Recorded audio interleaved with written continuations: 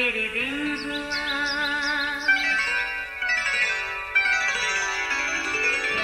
नया फिर दिन हुआ, पुरानी रात का करे सो शुक्र हम खुदा की जात का, खुदा की जात का, नया फिर दिन हुआ। आज की आयत, मैंने तेरी खताओं को घटाओं की मानद और तेरे गुनाहों को बादल की मानद मिटा डाला। मेरे पास वापस आ जा, क्योंकि मैंने तेरा फिदिया दिया है। यसाया 44 बाब 22वीं आयत। अजीज़ों, एक कस्बे में एक छोटा सा यतीम बच्चा अपनी दादी के साथ रहता था। एक दिन उनके मकान में आग लग गई।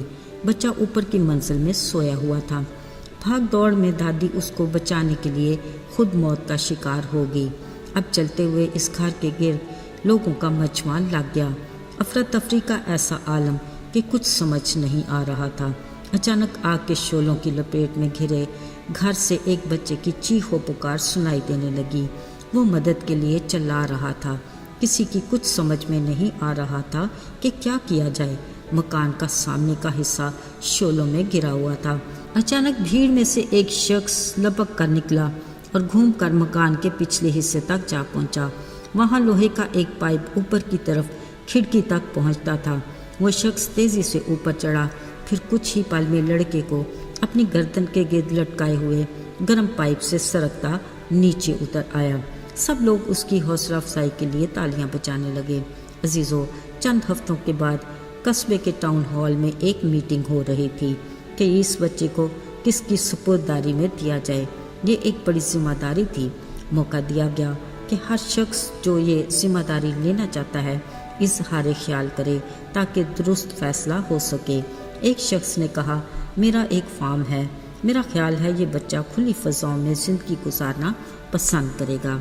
दूसरे शख्स ने कहा, मैं उस्ताद हूँ, मेरा ख्याल है मैं उसे ज़्यादा सहूलत दे सकता हूँ ताकि ये आला तालीम हासिल कर सके। तीसरे शख्स ने कहा, मैं एक अमीर आदमी हूँ, मैं इन सब चीज़ों के अलावा और भी बहुत सारी नेमतें दे सकता हूँ। मैं चाहता हूँ ये बच्चा मेरे घर में रहे।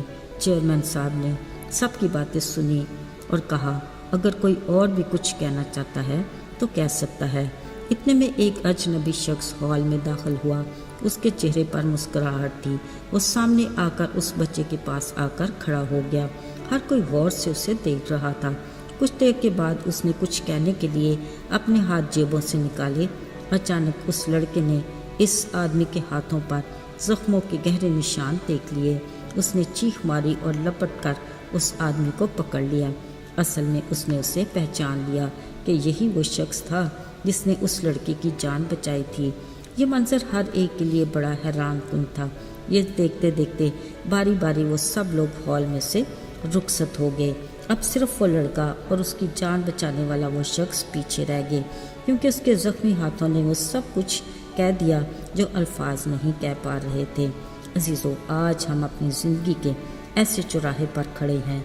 एक रास्ते से हमारी दिलचस्पियाँ हमारी तवज्जो अपनी तरफ लगाती हैं, दूसरे रास्ते में हमारी ख्वाहिशात की तितलियाँ हमें अपनी तरफ आने पर मजबूर करती हैं, तीसरे रास्ते से हमारी रोज़मर्रा ज़िंदगी के वो काम हैं जो हमें अपनी तरफ मतवज्जे करते और सुख का सांस भी लेने नहीं देते।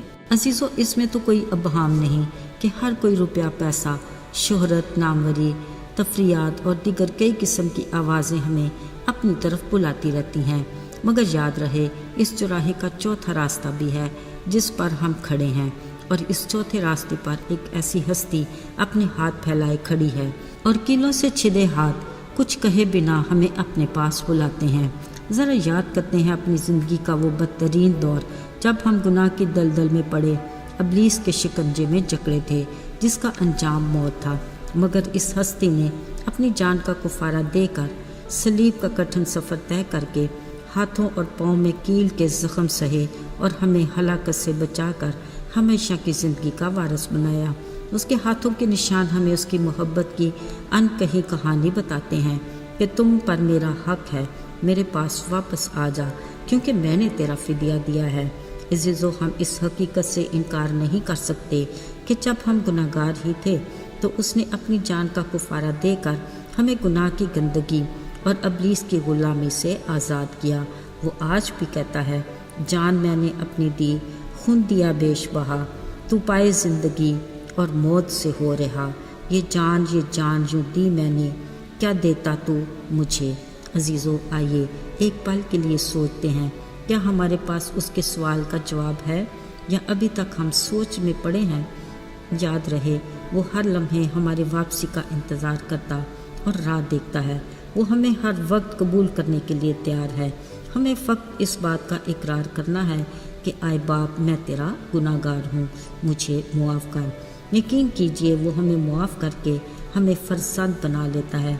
ज़रा सोचिए, क्या इससे कोई और बड़ा एजाज़ हो सकता है? नहीं ना।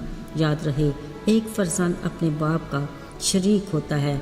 जब उसने हमें अपने फ़र्जंद बनाया तो हमें हमेशा की ज़िंदगी का वारिस भी बनाया।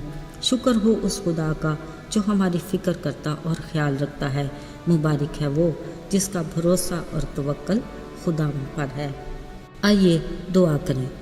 ऐ कादिर मुतलक आसमानी बाप, हम तुझे मुबारक कहते हैं कि फ़कत तू ही हमद व सना के लायक है। तू ज़िंदा है जो हमारी दुआएं सुनता है, बाइख्तियार है जो हमारी हर ज़रूरत को पूरा करता है। हमें फ़कत अपना मोहताज बना। हम हमेशा तेरे रहम और तेरे बड़े फ़ज़ल के तलबगार हैं। यीशु के फ़तहमंद और जलाली नाम में मांगते हैं, आमीन।